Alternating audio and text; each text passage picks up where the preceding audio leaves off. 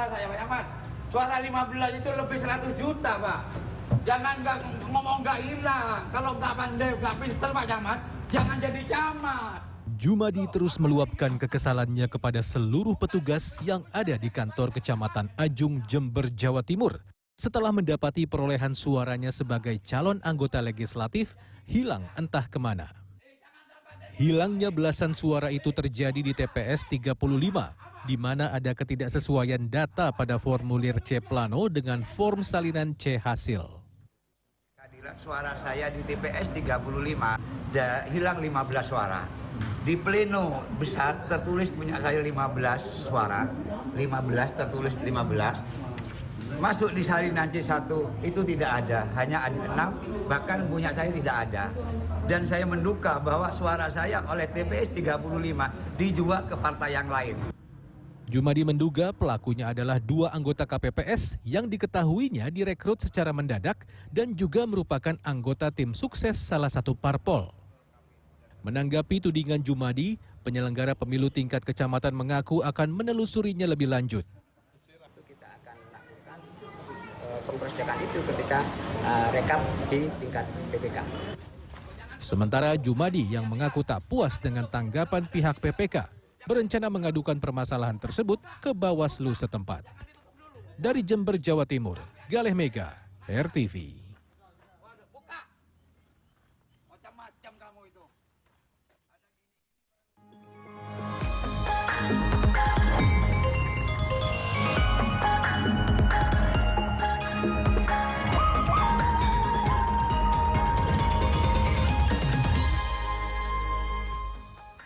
Halo, selamat pagi Oscar. Selamat pagi Retno dan selamat pagi juga sahabat RTV, kembali lagi bersama kami di Lensa Indonesia Pagi. Ini di awal pekan ya, dan untuk mengawali aktivitas Anda hari ini ada baiknya mengupdate informasi di Lensa Indonesia Pagi ya, bersama kami di sini ya. Betul sekali, dan sejumlah informasi pastinya ya, tidak hanya seputar mungkin pasca pemilu kemarin, juga ada informasi seputar olahraga pastinya. Langsung saja kita jelang, ini dia Lensa Indonesia Pagi selengkapnya bersama saya Retno Ayu. Dan saya Oscar Haris.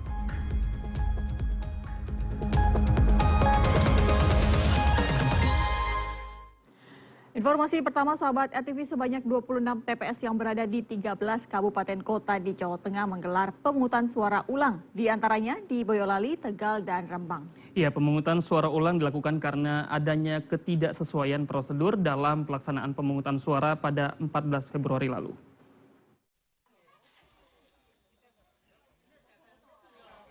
Sejumlah warga yang terdaftar sebagai pemilih tetap mendatangi tempat pemungutan suara TPS 07 Desa Mojolegi Teras, Boyolali, Jawa Tengah. Mereka akan menggunakan hak pilihnya untuk pemungutan suara ulang untuk pemilihan Presiden, Wakil Presiden, dan DPR RI. PSU ini dilakukan karena ada 2 pemilih yang tidak berhak untuk memberikan suara, tetapi menggunakan hak suaranya di TPS ini. Para petugas KPPS terlihat sibuk mempersiapkan semua perlengkapan untuk pelaksanaan PSU sejak pagi. Sementara sebagian warga sudah berdatangan ke TPS tersebut untuk melakukan pencoblosan. Ada 227 pemilih yang terdaftar sebagai pemilih tetap di TPS 07 ini. Ada 4 TPS di Boyolali, Jawa Tengah yang melakukan PSU. Selain TPS 07, di Desa Mojolegi Teras, ada TPS 16 Desa Karageneng, TPS 2 Desa Kedung Lengkong, dan TPS 13 Desa Urut Sewu. Dengan total DPT di 4 TPS tersebut sebanyak 942 pemilih. Pemungutan suara ulang juga dilakukan di salah satu TPS di Kota Tegal, Jawa Tengah pada Minggu pagi, yakni TPS 28 Kelurahan Debong Tengah, Kecamatan Tegal Selatan. Berdasarkan jumlah DPT, ada 287 pemilih yang terdaftar di TPS ini. Mereka akan mengikuti PSU untuk Pileg dan Pilpres. PSU dilaksanakan berdasarkan rekomendasi Bawaslu setempat karena pemungutan sudah dilakukan lebih awal sebelum pukul 7 pagi dan belum dihadiri para saksi. Selain itu, salah satu TPS di Rembang, Jawa Tengah juga menggelar pemungutan suara ulang, yakni TPS 01 Desa Pandean. PSU digelar lantaran adanya kelebihan surat suara yang diberikan petugas KPPS kepada salah satu pemilih. PSU di TPS 1 Desa Pandean digelar hanya untuk 3 pemilihan, yaitu pemilihan DPR RI, DPRD Jateng, dan DPRD Kabupaten Kota. Total ada 272 pemilih yang terdaftar sebagai DPT di TPS ini. Selain di TPS 1 Pandean, PSU juga dilaksanakan di 2 TPS di Desa Pelawangan dan 1 TPS di Desa Narukan, Kecamatan Keragan. PSU di 3 TPS ini dilaksanakan karena ada pemilih dari luar kota yang hanya memakai KTP saat memilih. Secara keseluruhan, Bawaslu Provinsi Jawa Tengah mencatat ada 13 daerah kabupaten kota yang menyelenggarakan PSU di 26 TPS. Tim Liputan, RTV. Seorang petugas KPPS di Desa Kadatuan, Kecamatan Garawangi, Kabupaten Kuningan keguguran saat bertugas di TPS 05 Kamis malam. Ya, kehamilan ibu satu anak tersebut tidak diketahui PPK maupun tim kesehatan.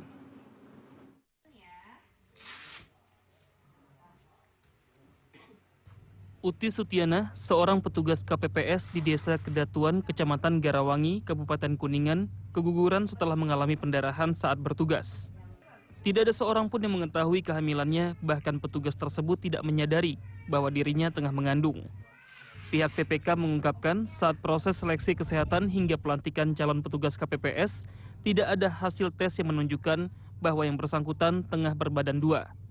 Sehingga ibu satu anak itu dapat dinyatakan lolos sebagai satu dari 7 petugas KPPS di TPS 05. Kita juga sebetulnya ngambil sikap, Kang. Kalaupun memang misalkan dalam posisi H-2 pun, H-2 sebelum sebelum pemungutan, ketika ada indikasi misalkan posisinya ada laporan yang bersangkutan hamil, kita juga mungkin akan melakukan evaluasi. Sementara itu dari hasil rumah sakit, Uti Sutiana dinyatakan abortus incomplete atau keguguran tidak lengkap, lantaran sudah ada bagian jaringan yang keluar meskipun ada komplikasi. Dari Kuningan, Jawa Barat, Abdul Rohman, RTV. Ya, sahabat, lagi-lagi anggota kelompok penyelenggara pemungutan suara KPPS gugur pasca hari pencoblosan. Di Kabupaten Banyumas, Jawa Tengah, seorang anggota KPPS meninggal dunia setelah mengeluh sakit kepala dan kelelahan. Sementara di Jakarta, petugas pengamanan langsung atau PAMSUM meninggal dunia setelah menjalani perawatan medis selama 2 hari.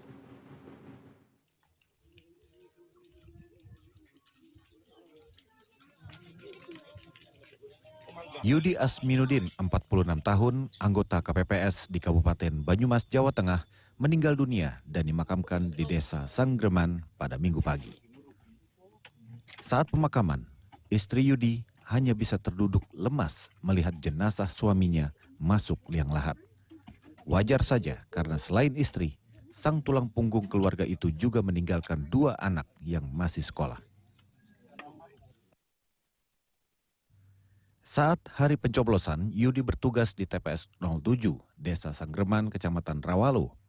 Yudi menghembuskan nafas terakhir pada Sabtu malam setelah mengalami lemas dan mengeluh sakit di kepalanya. Oleh keluarga, Yudi sempat dilarikan ke Puskesmas Rawalo dan kemudian dirujuk ke rumah sakit terdekat.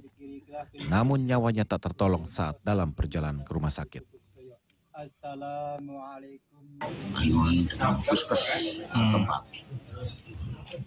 Tapi nggak bisa selamatkan. Ya, paling-paling setengah jam. Tapi kan perjalanan sana sini ya hampir setengah jam. Suasana duka juga menyelimuti rumah keluarga Suhairi di Jalan Johar Utara 1, RT 05 RW 03 Johar Baru, Jakarta Pusat, Minggu siang. Suhairi yang merupakan anggota pengamanan langsung atau PAMSUM di TPS 17 Kelurahan Johar Baru, Jakarta Pusat, meninggal dunia pada Sabtu malam dan sudah dimakamkan pada Minggu pagi di tempat kelahirannya di Banten. Suhairi meninggal di rumah sakit setelah menjalani perawatan selama 2 hari. Menurut keluarga, almarhum sudah mengalami demam tinggi saat mengawal proses pemungutan suara di TPS 17 14 Februari lalu. Dia pas jam istirahat itu dia merasa meriang itu, akhirnya dia pas sorenya dia minta izin pulang.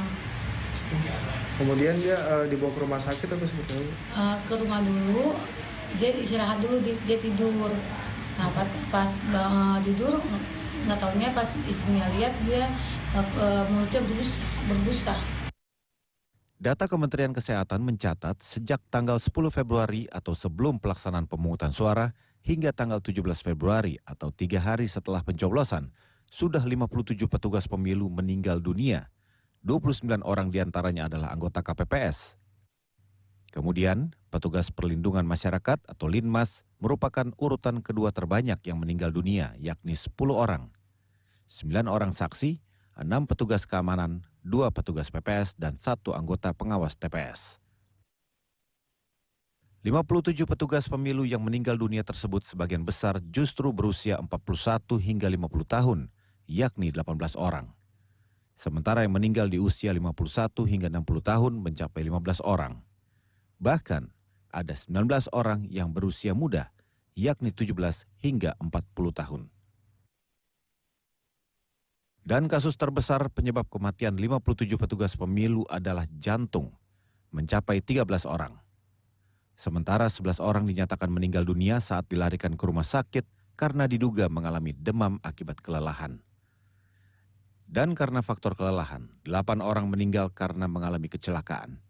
Sisanya, mereka meninggal karena mengalami hipertensi, gangguan pernafasan akut, dan diabetes. Dan jumlah petugas pemilu yang meninggal terbesar adalah di Pulau Jawa. 13 kasus di Jawa Barat, 11 kasus di Jawa Tengah, dan 12 kasus di Jawa Timur. Sementara di Jakarta terdapat 6 kasus. Dari Banyumas, Jawa Tengah, dan Jakarta, Marnoto, Andreanus, RTV. Informasi selanjutnya, Rumah Sakit Umum Daerah Taman Sari, Jakarta Barat membuka layanan konsultasi dan screening kesehatan jiwa gratis untuk partisipan pemilu. Ya, dan sudah ada sebanyak 50 pendaftar yang akan mengikuti program kesehatan mental ini, termasuk 5 diantaranya dari anggota tim ses caleg yang gagal melaju ke parlemen.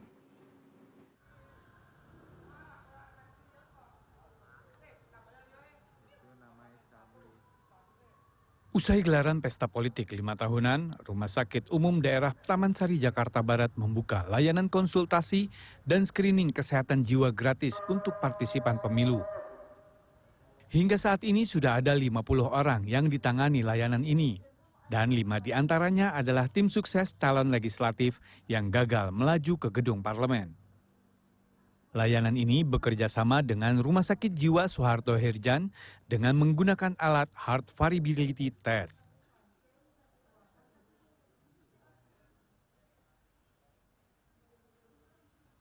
Ya, diawali dari instruksi Kepala Dinas Kesehatan untuk menjaga fisik dan mental kesehatan bagi KPPS, lalu juga tim ses, caleg, dan juga partisan pemilu. Memang kalau secara fisik itu memang lebih ke arah KPPS, dan kami juga sudah menerima beberapa kasus ya terkait dengan KPPS di rawat jalan maupun di IGD, dan itu sudah kami tangani dan akhirnya pulang dengan sehat.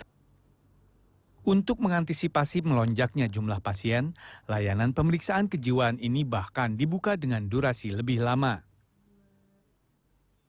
Nah, kami berinovasi. Ya, sahabat RTV, Komisi Pemilihan Umum Republik Indonesia terus memperbarui hasil hitung suara atau real count pemilu 2024. Ya, sejauh ini sudah lebih dari 60% suara masuk dan pasangan nomor urut 2, Prabowo Gibran, masih mengungguli 2 pasangan lain.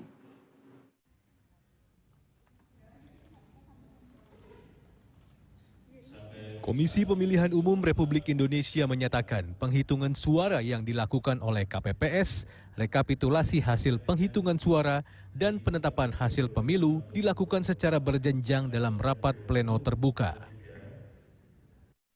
Mulai dari PPK, KPU Kabupaten Kota, KPU Provinsi, hingga KPU sendiri yang berdasarkan ketentuan peraturan perundang-undangan.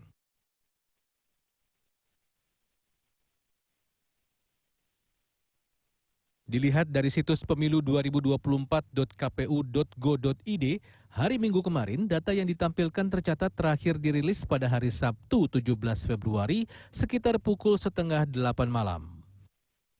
Data tersebut berasal dari 548.354 TPS atau 66,61% dari total 823.236 TPS yang ada di Indonesia. Hasil real count resmi sementara menunjukkan perolehan suara paslon Prabowo Gibran unggul jauh di atas Anies Mohaimin dan Ganjar Mahfud. Persentase serupa juga ditunjukkan berbagai lembaga survei yang melakukan metode hitung cepat sejak 14 Februari.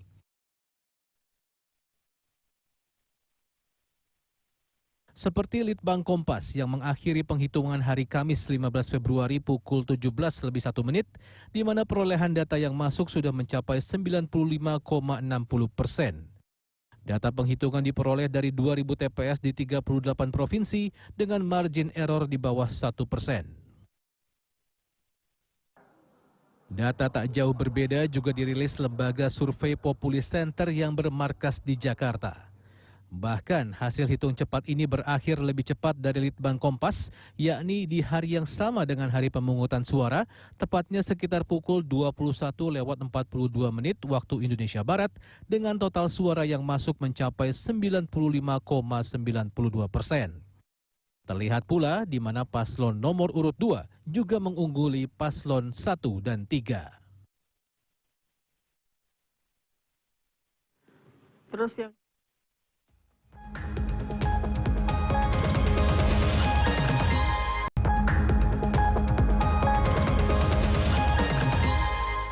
Juventus